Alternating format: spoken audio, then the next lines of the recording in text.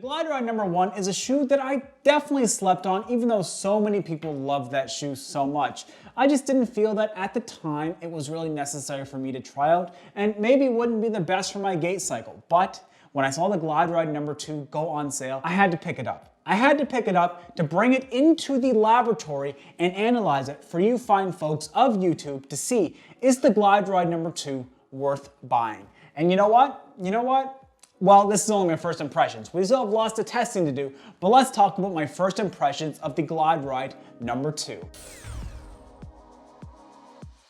If this is your first time on the channel, my name is Brendon, and on this channel we talk all things running, from running shoe reviews to helping the beginner runner get started on their running journey from a perspective of a non-elite runner such as myself. And, well, I'm barely a runner. I'm mainly a jogger, but I love talking about running, so that's what we do here. So if that's something you're into, hit that subscribe button right down below. I'd love to have you on the journey. Now, let's talk about the Glide Ride number 2. So starting off the specs of the shoe quickly, we're gonna be very quick here. You have 30 millimeters of stack height in the heel, 25 millimeters in the forefoot for a 5 millimeter drop. And the weight of this shoe, I believe, is 10.1 ounces in a men's size 9. In my size 10.5 US men's, I believe it came in around, oh God, what was it, like maybe 11 ounces? I'll double check and put it on the screen right here.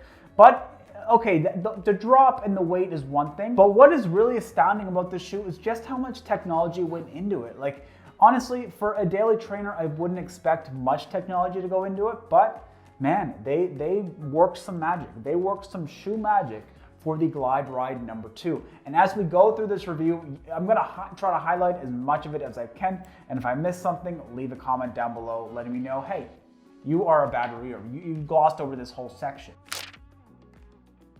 So this midsole is where the technology really starts to come into play. Like, there's 3 different things going on in this midsole. Like, what? 3 different things going on this midsole on a daily trainer? That is bananas. Now let's start by the top sole. So the top sole is this top layer of material here, and that is flight foam. So flight foam is a more squishy material. It will allow you to just kind of sink into it a bit more, because what's on the bottom here is the flight foam propel. And the flight foam propel, that's a tongue twister if I've ever had one before, is a more firm material. So honest to God, if the whole shoe was flight foam propel, I would not be wearing this shoe.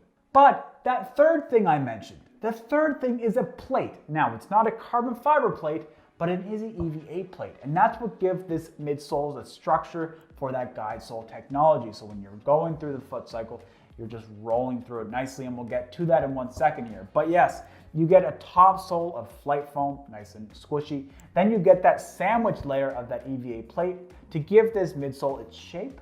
And then you have that flight foam propel, which is a bit more of a firm ride. And those 3, the combination, gives you this geometry and, honest to God, I'm going to talk about this in 1 second, but the nice smooth transition that you get. Here is what is going on when you step in the Glide Ride number 2, or when you strike on the Glide Ride number 2. For me, a heel striker, yes, I'm a heel striker, there's nothing wrong with that. If anyone tells you there's anything wrong with that, just throw them out. Throw them out of your house, because there's nothing wrong with being a heel striker. So for me as a heel striker, here's what happens. I'm running along. I hit the ground back in this area.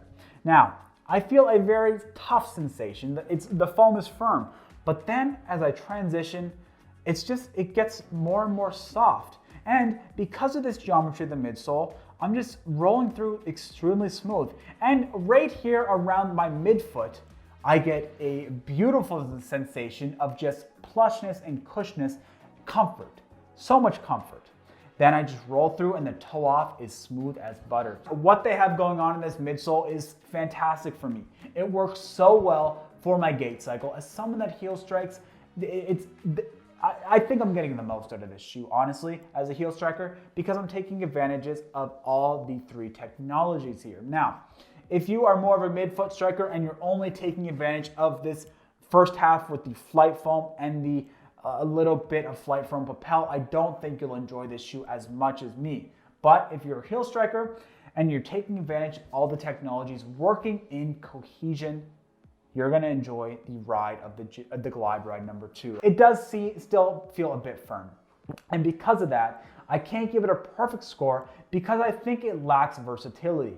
I wouldn't use this shoe for easy days, and I wouldn't use this shoe for tempo days. It's a classic daily trainer and longer run shoe for me. I don't think it's soft enough for easy, and I don't think it's light enough or fast enough for my tempo days. I have much better shoes for the job. So because of that, we're knocking a couple points off. We're going 2.7 out of 3 for the midsole of the Glide Ride number 2, just because it's not that versatile.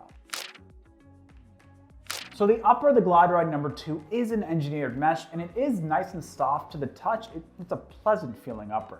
But let's start back at the heel cup here and ankle collar and talk about that a bit. Now, it is extremely reinforced in the heel cup here. Like, it's just rock hard.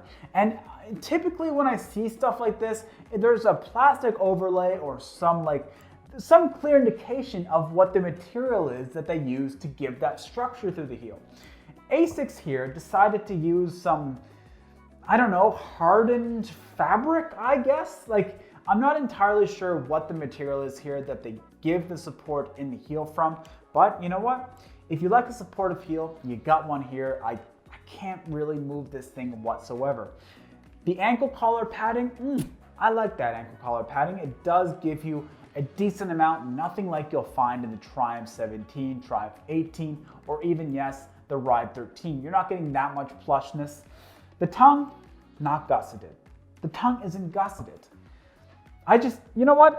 The only Asics shoe that I've tried that has the gusseted tongue is the Gel Nimbus Light number 2. Maybe that's just something Asics hasn't really adopted fully yet, but I definitely think they should adopt the gusseted tongue. Moving down to the toe box, super roomy toe box. Extremely roomy. It's nothing like you get in the Gel Nimbus Light number 2. That toe box is just, oh my God, you could fit a whole ocean in that toe box. This toe box does give you a good amount of room, but I think that it is it's a good amount based on the intent of the shoe. And along those same lines, if you have a wide foot, I don't think you'll have too many troubles in this shoe. It is not a super narrow shoe, not a super wide shoe. I think that it is a good medium. How did I find this upper through my runs? I've done 3 runs totaling 10 kilometers so far in this shoe. And on these runs, it's been winter conditions. I live on the east coast of Canada and it's just been so cold. And you know what? The upper hasn't been too cold. Like, my feet weren't so cold. Like, in some uppers right now, my feet are absolutely freezing. I have to wear wool socks in order for me to even get out the door. The upper on this Glide Ride number 2 hasn't been like that at all. Now, it's not a concern right now. I actually really appreciate the breathability not being so high right now. But as the temperatures warm up, will I change my opinion? Very likely, and that's why we're going to have to revisit this shoe after 50 miles or so. A downside of the shoe initially for me was the lockdown, but that was fixed using the runner's knot. So that's definitely something I would suggest you do. And if you don't know what the runner's knot is, I haven't done a video on it just yet, but I'll point you to Seth James Damore video all about the runner's knot in the description down below. The upper so far, guys, hasn't been too bad. For me, I just feel like there's a lot going on in this area back here. Like, the reinforcements back here, super hard. Quite a bit of padding around the ankle collar that could be brought down just a little bit to save on weight. But overall, it's not a bad upper so far. I've been enjoying it over these runs so far. Like I said, it's keeping my feet nice and warm on these winter runs. And I do think that this reinforcement and plushness through the ankle collar would be beneficial for people taking these for long runs. But for me right now, my runs have been shorter and just feels like a lot. Just feels like a lot going on. So that impacted my score. So overall, we're giving this upper, and my initial impressions, a 2.3 out of 3 for the initial impressions.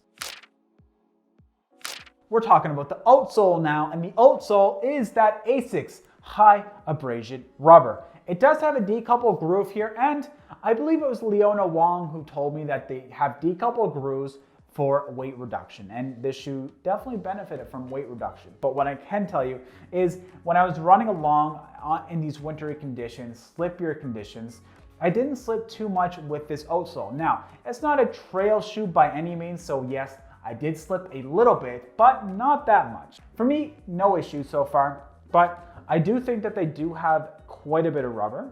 I think they could have tied it back just a little bit.